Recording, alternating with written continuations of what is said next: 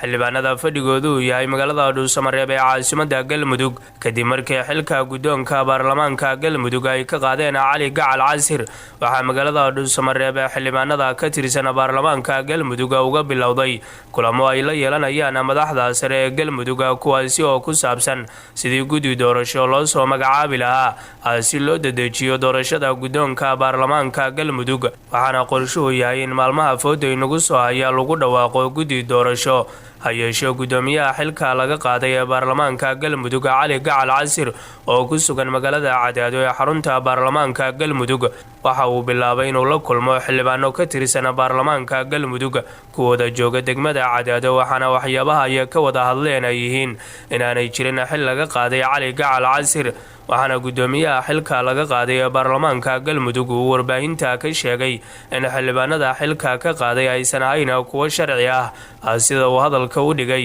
khilaafka siyaasadeed ee ka dhex jira madaxda sare ee Galmudug ayaa mid sii xoogaysanaya waxaana uu saameyn ku yeeshay howlihii maamulku u hayay bulshada ku dhaqan deegaanada Galmudug